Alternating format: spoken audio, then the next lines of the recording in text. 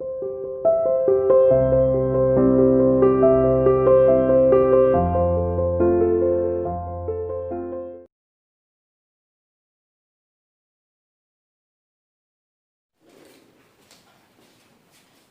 7th class students, I hope you all did well your grammar exercise. So coming back with our poem, and the poem's name is Mystery of the Talking Fan.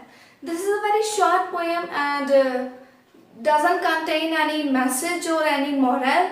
So let's get back to the theme of the poem. This poem discusses the movement of a ceiling fan. That's it, nothing more special. ये poem सिर्फ एक ceiling fan के बारे में, ceiling fan किस तरीके से घूमता है, ceiling fan, what is ceiling fan, वो छत वाला पंखा जो कई बार आवाजें करता है, बहुत साइलेंटली चलता है और कभी कभी बहुत ज्यादा आवाज करता है. The sound made by the fan is compared to the human chatter. अब वो आवाजें जो एक छत पर लगा हुआ पंखा, मतलब जो सीलिंग फैन करता है, वो आवाजें कंपेयर की गई हैं ह्यूमन की बातों से. मतलब जैसे ह्यूमन लगातार बात करते हैं, ऐसे ही जो पंखा है वो लगातार आवाज करता है. और जब ह्यूमन जब किसी चीज की डिजायर करते हैं, उनकी वो डिजायर पूरी हो जाती है तो वो थोड़ी देर के लिए चुप हो जाते हैं. यही फैन करता है कि जब उसको ऑयल मिल जाता है, उसकी मोटर को ऑयल मिल जाता है, that is what he wants और व्हाट इट वांट्स, कि जब भी इसको जो चाहिए होता है, इसे सिर्फ मोटर ऑयल चाहिए होता है, और जब इसे ऑयल मिल जाता है तो ये चुप हो जाता है. A very short poem with nothing more special moral. So let's get back to our text and finish this poem.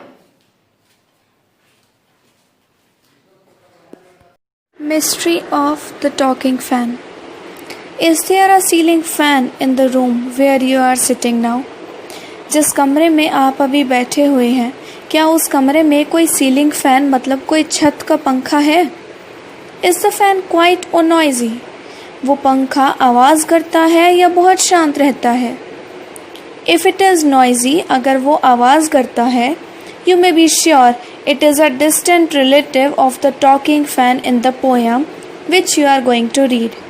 अगर वो आवाज़ करता है तो आज आप श्योर हो जाएंगे कि इस पोएम के अंदर मैं जिस पंखे की बात कर रही हूँ, जिस टॉकिंग फ़ैन के बारे में मैं बात करूँगी, उस टॉकिंग फ़ैन का दूर का रिलेटिव है आपका बोलने वाला पंखा, मतलब आपके रूम में लगा हुआ पंखा. Once there was a talking fan, electrical his chatter. I couldn't hear what he said. And I hope it doesn't matter.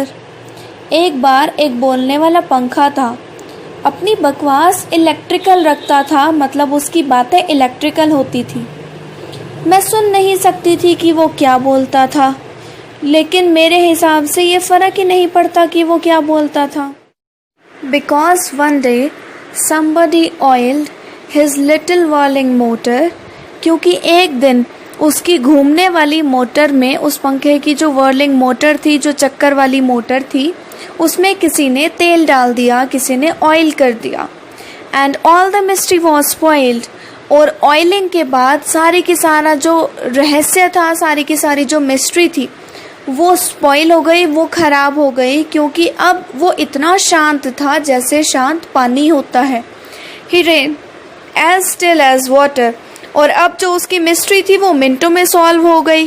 क्यों? क्योंकि अब वो बिल्कुल पानी की तरह स्टिल हो चुका था, पानी की तरह बिल्कुल आराम से चल रहा था, जैसे उस रूम में कोई सीलिंग फैन था ही नहीं. So nothing much interesting about this poem, but I hope you all well understood this poem. Thank you everyone. Have a nice day.